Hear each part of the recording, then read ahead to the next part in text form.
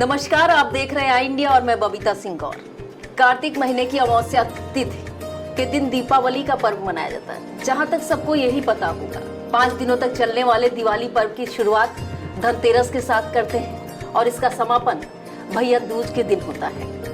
इस पर्व का लगभग सभी को इंतजार भी रहता है। इधर के कुछ वर्षों से पर्वों का सहयोग एक नहीं 2 दिनों में पड़ रहा है। तिथियां 2 दिन होने की वजह से असमंजस की स्थिति बन जाती है। इस साल भी दीपावली के अगले दिन गोवर्धन पूजा न होकर दूसरे दिन माना जा रहा है।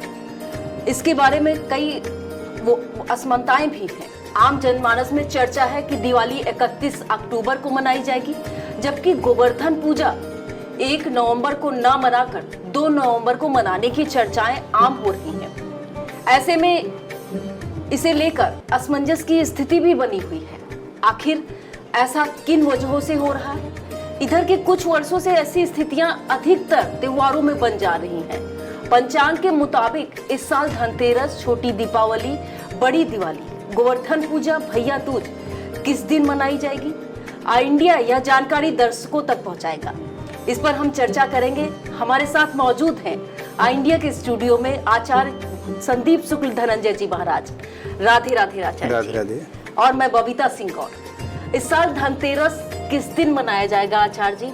जो ये असमंजस की स्थिति बनी हुई है, इसको आप साफ करिए। देखिए, असमंजस की स्थिति इसलिए बनी हुई है जी। क्योंकि तिथियां थोड़ा पहले या बाद में जो लग जाती हैं जी। उसके होने के कारण ये जो है स्थितियां बनती हैं। जी। त्रयोदशी तिथि 29 तारीख को 10:59 यानी 11 बजे से लग रही है। जी, जी। इसलिए जो है 29 तारीख को ही जो है त्रयोदशी मनाई जाएगी। अच्छा, ठीक है। शाम को धनतेरस का पर्व मनाया जाता है, तो जब हमें शाम को वो तिथि मिलेगी तभी हम जो है, प्रायः ये होता है कि दीपावली के दीप जलने वाले जितने भी पर्व होते हैं उनका जो है समय जो होता है वो सायंकाल का ही होता है। तो चाहे धनतेरस हो, चाहे नरक चतुर्दशी हो और चाहे दीपावली हो, वो सायंकालीन जो है जब वो तिथि होती है तभी उसका जो है पर्व मान्य होता है। इसलिए 29 तारीख को ही जो है धनतेरस का शुभ पर्व मनाया जाएगा। अच्छा, 29 तारीख को धनतेरस मनाया जाएगा। तो मेरे ख्याल से धनतेरस मनाने का शुभ मुहूर्त क्या पूरे दिन रहेगा? जी हाँ, 11 बजे से, दिन में 11 बजे के बाद से जी पूरे दिन का और पूरी रात्रि का ये मुहूर्त व्याप्त रहेगा। इसमें किसी भी समय 11 बजे के बाद आप किसी भी समय कोई भी खरीदारी कर सकते हैं। जी, मतलब 11 बजे सुबह के बाद आप दिन में किसी भी समय खरीदारी कर सकते हैं। जी हाँ। अपना धनतेरस शुभ कर सकते हैं। जी बिल्कुल। जी। तो धनतेरस पे किन वस्तुओं की खरीदारी करना शुभ रहता है? वैसे तो आदमी अपनी आवश्यकता अनुसार या कह लें अपनी जरूरत के हिसाब से चीजें लेता है, लेकिन कौन सी चीजें शुभ रहती हैं वो आप बताइए। शुभ में सर्वोत्तम जो है धातु के विषय में अगर देखा जाए तो स्वर्ण रहती है, सोना। उसके बाद दूसरे नंबर पर चांदी आती है। उसके बाद न होकर के आप पीतल, तांबा, लोहा कुछ भी ले सकते हैं, अपनी सामर्थ्य के अनुसार कुछ भी ले सकते हैं।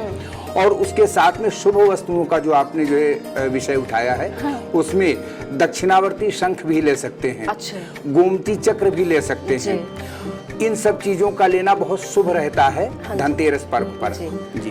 तो धनतेरस पे आप सोना तो सबको प्यारा होता ही है, सोना भी खरीद सकते हैं और सोने से रिलेटेड पीली वस्तुएं, धातुएं जैसे पीतल, तांबा और चांदी भी आप ले सकते हैं। तो धनतेरस पे क्या करें और क्या ना करें आचार्य जी? जी, धनतेरस पर तो सर्वप्रथम ये है कि हम लक्ष्मी जी के आगमन का प्रथम दिन उसी धनतेरस को मानते हैं, क्योंकि दीपावली हमारा 5 दिनों का पर्व काल माना जाता है। और ये 5 दिनों को हमारे पूर्वज जो है जमघट कहते थे, जिसे यमघंट योग कहा जाता है हमारी ज्योतिषीय भाषा में, तो इसको जमघट कहा जाता था। ये 5 दिनों का जो जमघट होता है, इसमें लक्ष्मी जी का आगम धनतेरस से ही माना जाता है। इसलिए अपने घर को स्वच्छ करके और उसी दिन लक्ष्मी गणेश की प्रतिमा को शुभ मुहूर्त में ला करके घर में रख लेना चाहिए। पूजन नहीं करना चाहिए, लेकिन ला करके उसी दिन रख लेना चाहिए, जिससे ये जो है प्रतीत होता है कि लक्ष्मी जी का और गणपति का आगम हमारा शुभ मुहूर्त में हो गया। ये करना चाहिए। उसके बाद में जो है धन्वंतरि जी का जन्म भी मनाया जाता है उस दिन, तो धन्वंतरि भगवान का भी पूजन करना चाहिए। ये भी परंपरा कहीं कहीं है, लेकिन विशेष रूप से अपने यहाँ लक्ष्मी जी के जो है पूजन की विशेष परंपरा है। और बाकी जो हम सुवर्ण आदि अपने धातु लाते हैं उनको जो है देव स्थान पर रख करके उनका गंधाक्षत पुष्प से पूजन करें, क्योंकि जो हमारी सुवर्ण धातु है या रजतमयी सोना चांदी होता है इसमें लक्ष्मी का वास माना जाता है। इसका भी हम जो है देव स्थान पर रख करके गंधाक्षत पुष्प से इसका भी पूजन करें तो सर्वोत्तम रहता है। अच्छा, तो धनतेरस में क्या दीप वगैरह जलाने चाहिए? जैसे आपने बताया कि दीपावली की शुरुआत धनतेरस से ही होती है, तो दीप जलाने की भी क्या परंपरा है? जी हाँ, जो 5 दिन का ये हमारा दीप मालिका का पर्व जो है 5 दिन का माना जाता है। प्रायः 5 दिन दीपक जलाने में बहुत ही अच्छा रहता है। यदि आप 5 दिन दीपक जलाते तो बहुत सर्वोत्तम माना जाता है। और दीपावली के दिन तो मान लीजिए होता ही है, लेकिन फिर भी 5 दिन दीपक जो है क्रमशः जलाए जाए तो ज्यादा उत्तम रहता है। 5 दिन अगर हम दीपक जलाएं तो बहुत सुंदर रहेगा और बहुत ही अच्छा रहेगा, क्योंकि दीपावली जो है दीपों का त्योहार है। तो आप दीपावली मनाइए, धनतेरस से ही शुरुआत कीजिए। धनतेरस के अगले दिन ही क्यों मनाई जाती है छोटी दीपावली, या कह ले नरक चतुर्दशी? देखिए, नरक चतुर्दशी तो ये है कि जब हम अपने घर में कुछ अच्छा करते हैं तो ये भी हम कामना करते कि हमारे यहाँ से जो भी खराब चीज है वो दूर जाए। तो नरक की यातना हमें न मिले, या हमारे घर का वातावरण नरक जैसा न रहे, गंदा न रहे, साफ वातावरण हो जाए, इसलिए हम लक्ष्मी का आगम करके और गंदगी को दूर भगाते हैं। इसलिए जो है नरक चतुर्दशी का पर्व विशेष रूप से मनाया जाता है। इस दिन विशेष रूप से घर की नालियों की सफाई, घर के जो ड्रेनेज सिस्टम है उनकी सफाई, इनको सबको करने का विशेष रूप से कार्य होता है। मतलब कि इसीलिए शायद कहा जाता है नरक चतुर्दशी। जी, इसीलिए इसका नरक चतुर्दशी नाम है। जी, तो नरक चतुर्दशी पर्व पर कहाँ जलाएं दीपक? हाँ, ये बहुत अच्छा प्रश्न आपने उठाया है। देखिए, वैसे तो आप जो है दीपक जब जलाते हैं तो घर के स्वच्छ वातावरण में और हर जगह देव स्थान में है, गमले के पास में है, आप हर जगह जलाते हैं, बालकनी में है, कहीं भी जला सकते हैं। लेकिन कहीं भी आप अपने जो है ड्रेनेज सिस्टम के पास कोई कभी दीपक नहीं जलाता। उस दिन नरक चतुर्दशी को ये विशेष रूप से होता है कि दरिद्रता का जो है गमन हो और लक्ष्मी का आगम हो, इसलिए हम ड्रेनेज सिस्टम जो हमारा नाली होता है मेन रूप से वहां पर हम दीपक जलाते हैं। ये विशेष रूप से नरक चतुर्दशी के दिन ही किया जाता है।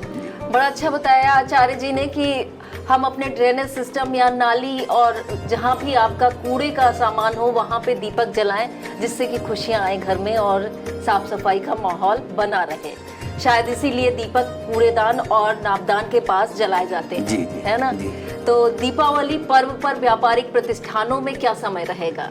देखिए, दीपावली सबसे पहले तो दीपावली की जो असमंजस की स्थिति है उसको ही समझ लेना बिल्कुल सही बहुत जरूरी है। क्योंकि इस बार जो है कुछ लोग कह रहे हैं कि 31 को रहेगी, कुछ लोग कह रहे हैं 1 तारीख को।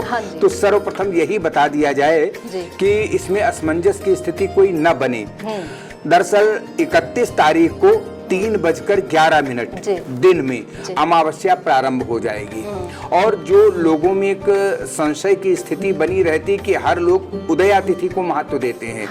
प्रत्येक कार्य में उदयातिथि का महत्व नहीं होता है। जिस समय जिस पर्व का पूजन का समय होता है, तिथि का महत्व उसी समय होता है। यदि हमारे यहाँ कोई भी पर्व काल रात्रि का है तो जब वो तिथि रात्रि व्यापिनी होगी तब हम उसका पूजन करेंगे। इसलिए अमावस्या 31 तारीख को 3:11 पर शाम को लग रही है। इसलिए 31 तारीख को ही दीपावली का पर्व मनाया जाएगा, क्योंकि पूरी रात और अगले पूरे दिन यानी 1 नवंबर को 5:12 शाम तक रहेगा अमावस्या का पर्व। इसलिए दीपावली 31 तारीख की रात्रि को ही मनाना सर्वोत्तम मुहूर्त है। अच्छा, अब इसके बाद में जो आपने पूछा है मुहूर्त, प्रतिष्ठानों में पूजन का मुहूर्त क्या रहेगा? तो प्रतिष्ठानों में प्रायः जो है पूजन हम लोग स्थिर लग्न में करते हैं। और स्थिर लग्न इस वर्ष हमें 2 ही मिल रही हैं। पहले जब दिन में भी अमावस्या व्याप्त होती थी तो दिन में हमें जो है मध्याह्न काल की एक तिथि एक लग्न मिल जाती थी। इस बार चूंकि शाम से ही लग रही है, इसलिए मध्याह्न काल की जो है स्थिर लग्न न मिलके सिर्फ एक गोधूली बेला की जो वृष लग्न है 6:11 से 8:08 तक ये वृष लग्न रहेगी।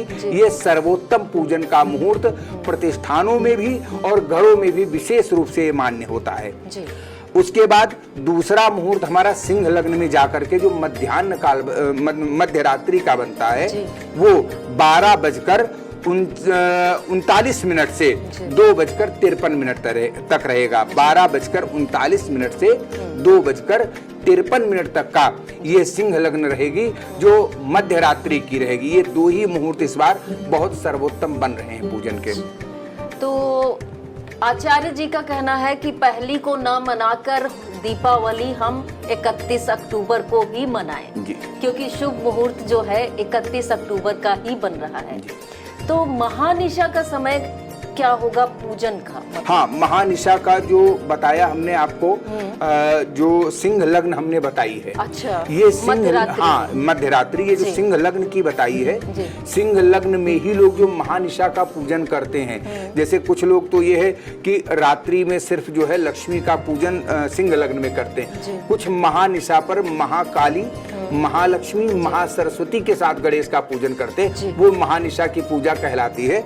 उसको जो है उसी समय में जो है 12:39 से 2:53 के समय में ही उस पूजन को ग्रहण करना चाहिए। तो महानिशा का पूजन का समय 12:39 से 2:53 तक रहेगा। जी, बहुत अच्छा आचार्य जी ने बताया। आचार्य जी अब ये बताइए कि अलाय बलाय जो कि लगभग मेरे ख्याल से हर घरों में निकलती होगी, तो ये पुरानी परंपरा है, निकाली जाती है। तो क्या शुभ मुहूर्त रहेगा अलाय बलाय निकालने? देखिए, अलाय बलाय का प्राचीन समय से ये हमारे यहाँ जो है कहा गया कि जो मध्य का जो है संध्या का समय रहता है वही अलाय बलाय निकालने का समय रहता है। यानी जो है अगर प्रातः काल आप कर रहे हैं तो जब रात्रि जा रही है और दिन लग रहा है वो समय होता है। मध्याह्न में कर रहे हैं तो बीचों बीच दोपहर यानी 12 बजे करना है। यदि सायंकाल का समय आपको ग्राह्य करना है तो सूर्यास्त जो हो रहा हो और जो है चंद्रोदय जो है सूर्यास्त हो गया हो, चंद्रोदय हो रहा हो, ऐसे समय को लेना चाहिए। और यदि मध्य रात्रि में करना तब भी 12 बजे। तो इस बार अलाय बलाय निकालने का जो मुहूर्त रहेगा वो सायंकाल 5:30 बजे से लेकर के 6:30 बजे का समय रहेगा। ये अलाय बलाय निकालने का रहेगा। ये हमारी पुरानी परंपरा है। घर में जैसे बच्चों को किसी प्रकार की नजर न लग जाए, घर में किसी प्रकार की बला बाधा का कोई असर न रहे, वास्तु संबंधित दोष न रहे, इसलिए हमारे पूर्वजों ने एक परंपरा बनाई है कि अलाय बलाय घर की सारी निकाल के बाहर हम उसको कहीं चौराहे पर डाल करके जो है और घर से दूर कर दें। ये परंपरा रहती है। ये परंपरा रहती है और बहुत सुंदर और पुरानी परंपरा है। इसको जीवंत रखना चाहिए। जी बिल्कुल जी। तो आचार्य जी ये बताइए कि जुआ खेलना तो वैसे बुरी बात है, लेकिन दीपावली पे लोग विशेष करके अच्छे घरों में भी लोग जुआ खेलते हैं, ये क्यों परंपरा पड़ी? देखिए, जुआ खेलने का ये तो परंपरा जो है प्राचीन काल की जो है एक खेल से ही संबंधित रही है। इसमें विकृति तब आती है यदि आप उसको खेल मान करके खेलते हैं। हाँ, यदि खेल मान करके खेलते हैं तो ये सिर्फ भाग्य आजमाइश के लिए जो है खेलने की एक परंपरा बनी थी। हमारे पूर्वजों ने बनाया था कि आज के दिन बैठ करके हम ये देखेंगे कि यदि हमारी जीत होती है तो हम वर्ष पर्यंत जीतेंगे, यदि हमारी हार होती है तो वर्ष पर्यंत हमें नुकसान होता रहेगा।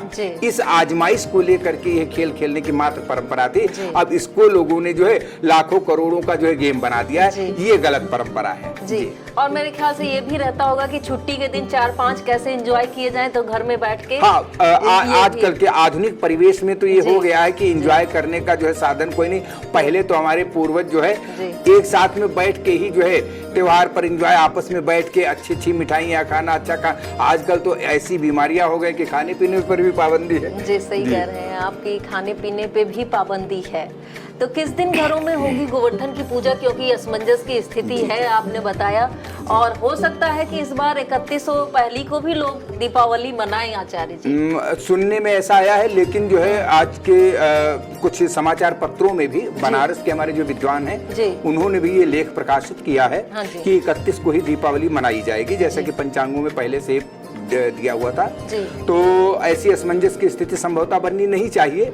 और फिर भी यदि कोई जो है मोहवश या अज्ञानतावश कर लेता है तो उसका सुधार जो है वो स्वयं कर लेगा। और रही बात गोवर्धन पूजा की, तो गोवर्धन पूजा जो है 1 तारीख को न मना करके 2 को ही मनाई जाएगी, क्योंकि मैंने पहले ही कहा कि 1 नवंबर को 5:12 तक अमावस्या रहेगी। और अमावस्या में ये जो है गोवर्धन पूजा अन्नकूट नहीं होता है, ये प्रतिपदा के दिन ही होता है। इसलिए इसलिए 2 नवंबर को ही मनाया जाना सर्वोत्तम रहेगा।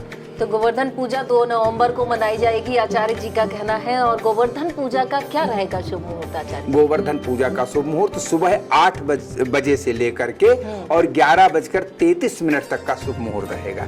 गोवर्धन पूजा का 8 बजे से 11:33 तक रहेगा शुभ मुहूर्त। जी। किस विधि से करें गोवर्धन की पूजा? वैसे अपने अपने उससे करते हैं लोग, लेकिन जो अनजान है, जो बाहर है, वो किस विधि से करें ये बताइए। गोवर्धन पूजा तो विशेष रूप से हमारा जो कृषि प्रधान देश था, हाँ जी, उसमें जो है हम अपने जो है गोवर्धन अर्थात पशुधन की रक्षा करें, इस निमित्त मात्र होती थी। और भगवान श्री कृष्ण ने यही गोवर्धन पूजा करके, गोवर्धन जो पहाड़ था उसकी पूजा करके यही संदेश दिया कि हम जो है गोवर्धन अर्थात गोवर्धन पहाड़ या गोबर रूपी धन जो हमारा है अर्थात पशुधन, उसकी हम रक्षा करें। इस निमित्त ये पूजन प्रारंभ हुआ और तभी से ये परंपरा चालू हुई। इसमें गोबर के कुछ पुतले बना करके उनकी पूजा की जाती है और नए चावल के आटे से कुछ जो है व्यंजन बनाए जाते हैं। उन व्यंजन का भोग लगा करके तब फिर पूजन किया जाता है। बहुत सुंदर बताया आचार्य जी ने कि चावल के आटे का भोग लगाया जाता है और गोबर की पूजा होती है, क्योंकि इसको सजो के रखना चाहिए, ये परंपरा। इससे पशुओं का भी एक तरीके से देखें तो महत्व तो बढ़ता है, इस वजह से ये पूजा ज्यादा माननीय है। किस दिन मनाया जाएगा दिवाली का आखिरी पर्व यानी भैया दूज आचार्य जी? जी, भैया दूज जिस प्रकार से क्रम चल रहा है, अगर 2 नवंबर को अन्नकूट है तो 3 नवंबर को इस बार भाई दूज का पर्व मनाया जाएगा। पूरे दिन का ये जो है पर्व रहेगा, इसमें किसी प्रकार का कोई संशय की स्थिति नहीं बन रही है। अच्छा, पूरे दिन का रहेगा, इसमें कोई मुहूर्त या कुछ इसमें नहीं किसी है, प्रकार का तो कोई संशय की स्थिति नहीं है। पूरे दिन मना सकते हैं भाई दूज। जी हाँ। किसी पर भद्रा का तो प्रभाव नहीं पड़ रहा? भद्रा का प्रभाव पड़ नहीं रहा है और वैसे भी इन पर्वों पर भद्रा का कोई विशेष रूप से प्रभाव होता भी नहीं है, क्योंकि भद्रा पर जो है होलिका दहन का और रक्षाबंधन का, इस पर जो है भद्रा का विशेष विचार किया जाता है। दीपावली के पर्व पर या अन्नकूट या भाई दूज या धनतेरस अथवा नरक चतुर्दशी पर इन पर भद्रा का विशेष रूप से नहीं विचार किया जाता है।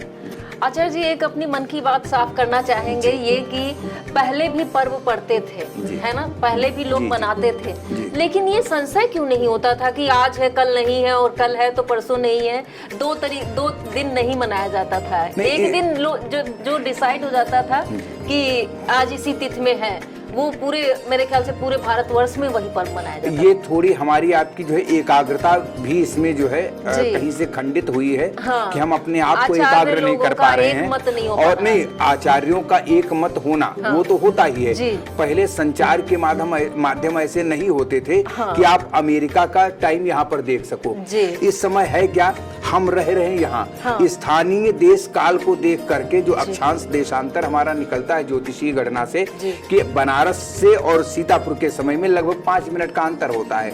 अब हम बनारस का समय ही एग्जैक्ट देखें तो 5 मिनट का यहाँ अंतर हो जाएगा। ऐसे ही जितना हम पीछे पश्चिम को बढ़ेंगे उतना समय जो है सूर्योदय कालिक बेला से ही हम लोग पंचांग का या तिथियों का निर्णय लेते हैं। और है क्या, कुछ इंटरनेट पर जो है ऐसी भ्रामक बातें हो जाती, जैसे इस बार ग्रहण काल पूरे वर्ष में अपने भारत में जो 4 ग्रहण थे वो दृश्य नहीं है, लेकिन वो यूट्यूब पर लाइक सब्सक्राइबर के चक्कर में ऐसा आदमी कह देता कि जो है पूरा वीडियो देखना पड़ता और उसके बाद में पता चलता कि नहीं, तो उसमें असमंजस कुछ बन जाता है। बाकी तिथियों में पहले से भी ऐसा रहा, लेकिन कुछ जो है लोगों की समझ में खाली ऐसा है, बाकी कोई दिक्कत नहीं। बहुत सुंदर जानकारी दी आचार्य जी ने कि हम मनाएंगे 31 अक्टूबर को दीपावली और धनतेरस, सब तिथियों में ही सही पड़ेगा। आपको सटीक और सबसे सही जानकारी हमारे चैनल पर ही मिलेगी। देखते रहिए आई इंडिया। राधे राधे आचार्य। आई इंडिया की परफॉर्मेंस का रिपोर्ट कार्ड एनालिसिस रिपोर्ट में गढ़ा गया नया कीर्तिमान। 15 सितंबर से 12 अक्टूबर तक का हाल, 28 दिनों में 30 लाख व्यूज हुए पार, 1.25 लाख घंटे वॉचिंग का ग्राफ, 7500 बने नए सब्सक्राइबर्स, 1 लाख से ज्यादा दर्शक रोज देख रहे आई इंडिया, 5000 घंटे पहुंची डेली वॉचिंग। शुक्रिया हम पर भरोसा जताने का, संकल्प बेहतर से और बेहतर बनाने का। देखते रहिए आई इंडिया, खबर आपकी, नजर हमारी।